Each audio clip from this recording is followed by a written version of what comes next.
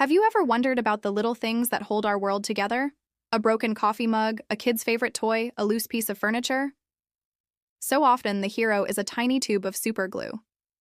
But what if I told you this household miracle was a complete and utter failure at first? The story of its invention is stickier than you could ever imagine. Let's rewind the clock and uncover the truth behind one of the most accidental yet brilliant discoveries in history. It was 1942.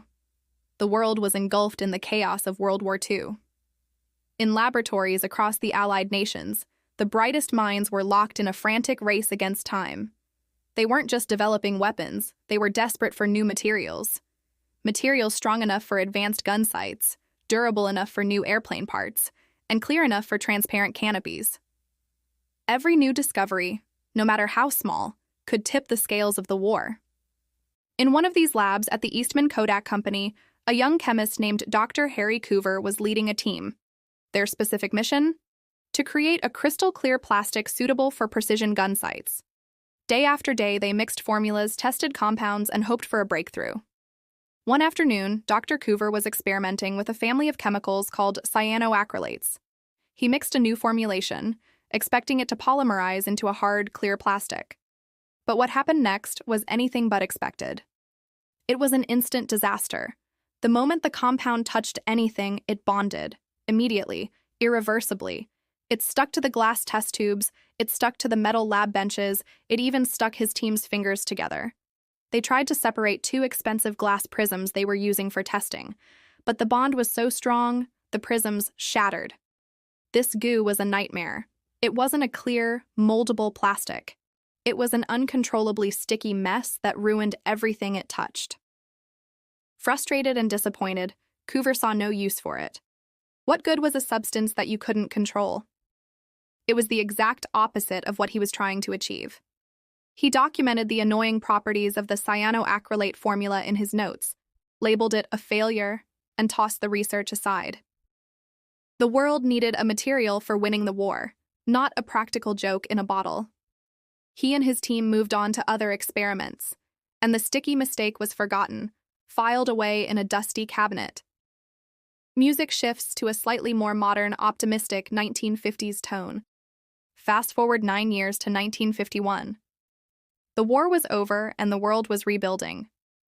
Dr. Coover was now a senior researcher at the same company, Eastman Kodak, but his focus had shifted. His new project was to develop a heat-resistant polymer for the canopies of jet fighters. The jet age was dawning, and these new aircraft needed materials that could withstand incredible speeds and temperatures. Once again, Coover and his team found themselves sifting through old research, looking for potential candidates. And that's when it happened. While revisiting old formulas, he assigned a graduate student, Fred Joyner, to measure the properties of some of those same cyanoacrylate compounds he had dismissed years earlier. During the experiment, Joyner made a fateful error. He placed a drop of the compound between two expensive refractometer lenses to test its refractive index. Instantly, the two lenses were welded together. They were permanently bonded, a costly mistake that could have gotten a junior researcher in serious trouble. Joyner went to Coover expecting a reprimand, but when Coover saw the ruined lenses, he didn't see a costly mistake.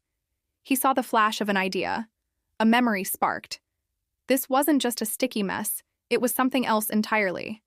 That instant, unbreakable bond. It wasn't a flaw. It was its greatest feature. He remembered the frustration from 9 years prior, but now, viewed through a different lens, the failure looked like a revolution. This wasn't a plastic. It was an adhesive. A super adhesive. This was the eureka moment. Coover and his team immediately pivoted. They started testing the substance's limits.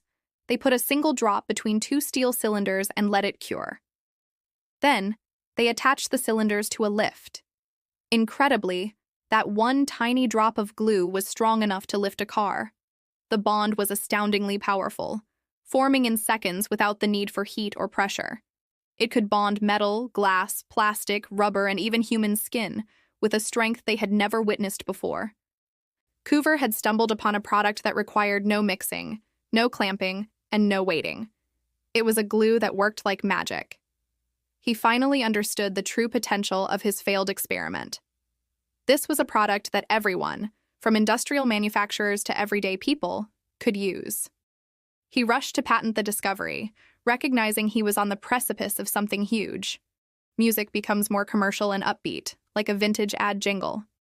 In 1958, Eastman Kodak was ready to introduce this wonder product to the world. They initially marketed it under the rather technical-sounding name Eastman 910. The 910 was a nod to the fact that it was the 9/10th compound they had synthesized and tested in that series. The first public demonstration was legendary. Coover himself appeared on a popular TV show called I've Got a Secret. His secret? That he was suspended in the air, hanging from a steel bar that was held together by just a single drop of his new glue. The audience was stunned. The product was an instant sensation. But Eastman No. 910 wasn't a very catchy name for a consumer product. The public quickly gave it a much simpler, more powerful name, super glue. The name stuck, literally, and became the generic term for any cyanoacrylate-based adhesive. It flew off the shelves, becoming a staple in workshops, garages, and kitchen junk drawers around the globe. But the story doesn't end with fixing broken pottery. Superglue's most incredible application came during the Vietnam War. Medics in the field, faced with horrific injuries and limited resources, needed a way to stop bleeding fast. They discovered that a spray version of cyanoacrylate could be used to seal wounds on the battlefield, a process called tissue adhesion. It could temporarily close a wound, stop the bleeding, and buy a soldier enough precious time to be evacuated to a hospital.